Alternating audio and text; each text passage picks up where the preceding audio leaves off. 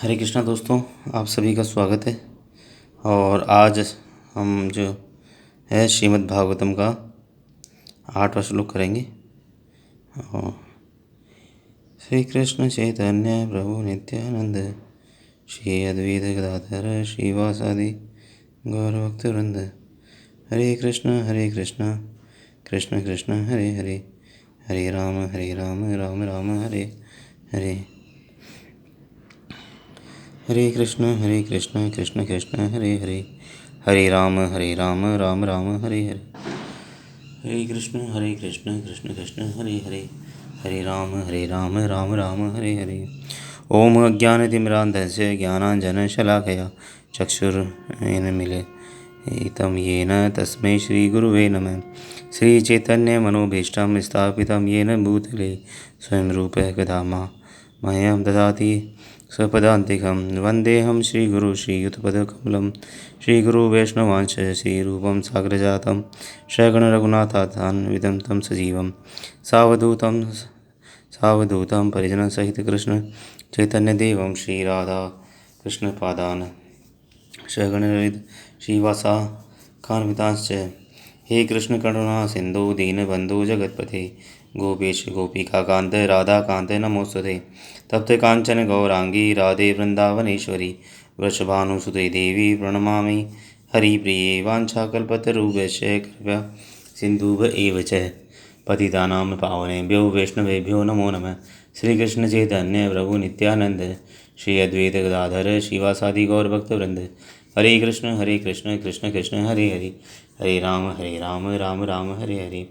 ओम नमो विष्णुपादाय कृष्णपृष्ठाय भूतले श्रीमते भक्तिवेदांत स्वामिने इति नामिने।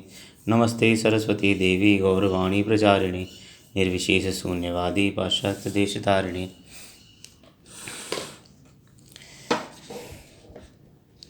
ओम नमो भगवते वासुदेवाय, ओम नमो भगवते वासुदेवाय, ओम नमो भगवते वासुदेवाय। वेद त्वं सौम्य तत्सर्व सत् दनुग्रहात् ब्रह्म स्निग्धस्य शिष्य गुरुवो गुहुमत्यम। इससे भी अधिक चूँकि आप विनीत हैं, आपके गुरुओं ने एक सौम्य शिष्य जानकर आप पर सभी प्रकार से अनुग्रह किया है। अतः आप हमें यह सब बताएं जिसे आपने उनसे वैज्ञानिक ढंग से सीखा है। यानी सभी सूत गोस्वामी से सभी ऋषि बैठे हैं और सभी ऋषि जो है सूत गोस्वामी से प्रार्थना कर रहे हैं। सूत गोस्वामी कौन थे? जिन्होंने महाराज परीक्षित के साथ में बैठकर सुखदेव जी से ये श्रीमद् भागवतम सुना था। आध्यात्मिक जीवन की सफलता का रहस्य गुरु को तुष्ट करने तथा उनकी सुभाशीष प्राप्त करने में है। तो आध्यात्मिक जीवन में यानी हमें अगर भक्ति में सफलता चाहिए तो हमें गुरु जी को संतुष्ट करना होगा और उनका आशीष प्राप्त करना होगा। श्रील विश्वनाथ चक्रवर्ती ठाकुर ने गुरु के विषय में अपने सुप्रसिद्ध 8 श्लोकों में इस प्रकार गाया है। मैं अपने गुरु के चरणारविंदों में नमस्कार करता हूँ। उनको तुष्ट करके ही कोई श्री भगवान को प्रसन्न कर सकता है। जब वे प्रसन्न रहते हैं तो आत्म साक्षात्कार के मार्ग में विघ्न, जब वे अप्रसन्न रहते हैं तो आत्म साक्षात्कार के मार्ग में विघ्न ही विघ्न आते हैं। यानी गुरु की प्रसन्नता के बिना हम भक्ति में सफल नहीं हो सकते, आध्यात्मिक उन्नति नहीं कर सकते, भक्ति में उन्नति नहीं कर सकते। अगर गुरु नाराज़ हैं तो उसका हमें भोगना ही, उसका दुष्फल हमें भोगना ही होगा। हमारे विघ्न आएंगे, परेशानियाँ आएंगी हमारी भक्ति में। अतः यह आवश्यक है कि शिष्य अपने प्रामाणिक गुरु के प्रति अत्यंत आज्ञाकारी तथा विनीत रहे। तो हमें जो गुरु जी कहें उनकी आज्ञा माननी चाहिए और हमें बहुत विनीत भाव से उनकी सेवा करते रहना चाहिए। शील सूत गोस्वामी शिष्य के इन सारे गुणों से ओतप्रोत थे। तो जो सूत गोस्वामी थे वो शिष्य के इन सारे गुणों से ओतप्रोत थे। अतः उन पर विद्वान तथा स्वरूप सिद्ध आध्यात्मिक गुरुओं तथा शील व्यासदेव तथा अन्य गुरुओं की कृपा दृष्टि थी। तो सूत गोस्वामी क्या थे? आज्ञाकारी थे, गुरु के आज्ञाकारी थे और गुरु के प्रति हमेशा विनीत भाव, हमेशा सॉफ्ट और हमेशा जिसको कहते हैं कि हमेशा गुरु से बहुत विनम्रतापूर्वक, है ना, बहुत सॉफ्टली जो है गुरु की बात सुनते थे है ना, गुरु की आज्ञा मानते थे, गुरु के सामने सदा झुक कर रहते थे और गुरु के आज्ञाकारी थे। अतः जो सुखदेव गोस्वामी, जो सूत गोस्वामी थे, उन पर सभी जो उन पर जो गुरु थे वो प्रसन्न थे, उन पर गुरुओं की कृपा दृष्टि थी।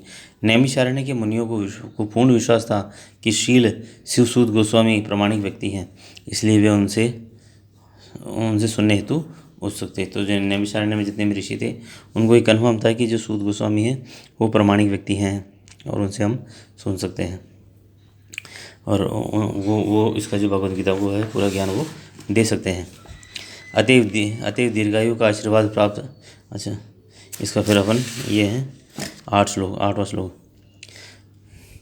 तत्र तत्रांग चायुष्मन बहुता यदि निश्चितम पुंसामेकांतन शेष स्त्री शंसी तुमर्हसि।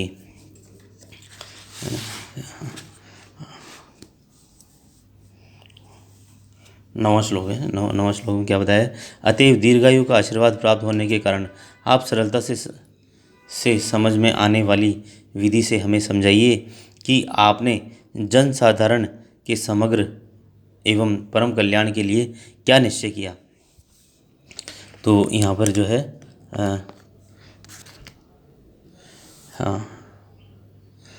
तो श्रीमद् भगवद गीता में आचार्य की पूजा की संस्तुति की गई है। तो श्रीमद् भगवद गीता के अनुसार आचार्य की पूजा होनी चाहिए, पूजा करनी चाहिए। आचार्य तथा गोस्वामी निरंतर जन साधारण के कल्याण, विशेष रूप से उनके आध्यात्मिक कल्याण के विचारों में लीन रहते हैं।